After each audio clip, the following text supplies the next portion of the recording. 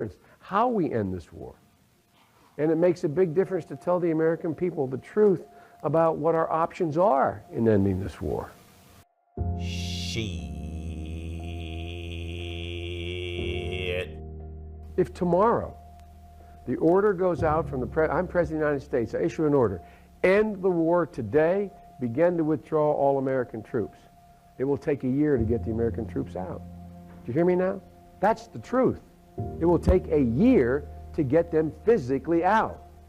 Now, if you leave all the equipment behind, you might be able to do it in 7 months. And you leave those billions of dollars of weapons behind, I promise they're going to be used against your grandchild and mine someday. We're the first foreign journalists to see the latest army base the Taliban have captured in the province. And they want to show us the treasure trove of military riches they've seized with it.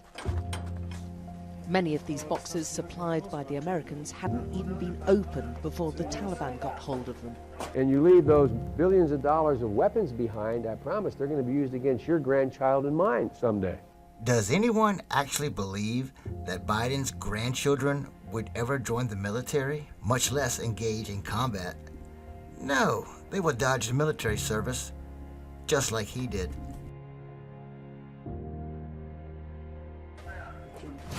RPG.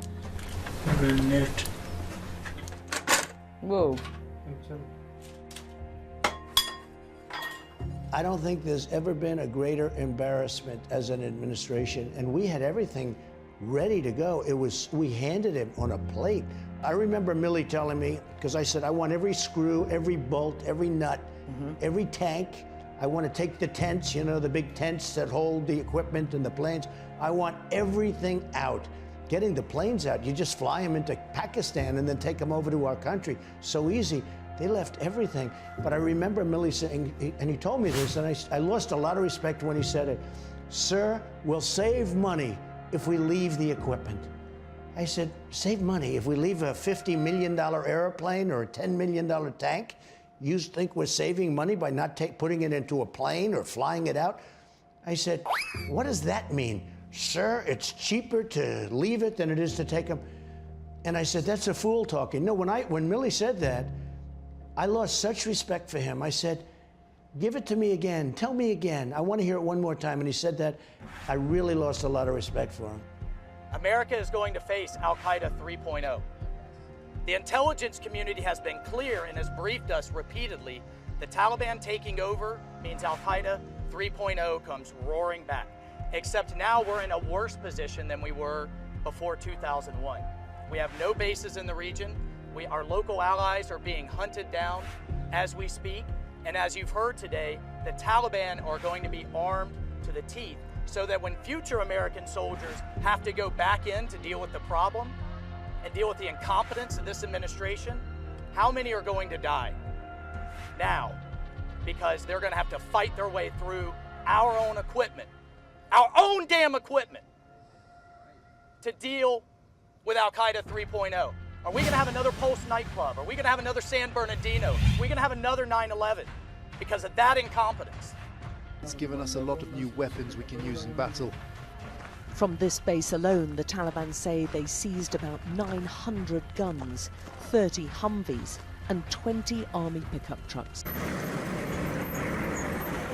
Courtesy of Uncle Sam, American-supplied armor, now riding under Taliban colors.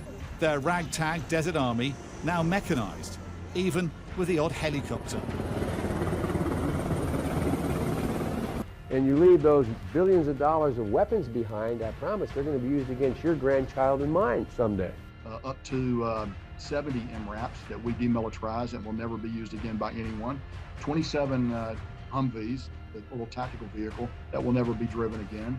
Additionally, on the ramp at H-Kaya are a total of 73 aircraft. Those aircraft will never fly again when we left. They'll never be able to be operated by anyone. Most of them were non-mission capable to begin with, but certainly they'll never be able to be flown again. At least one UH-60 Black Hawk helicopter was seen being flown by the Taliban in Kandahar province.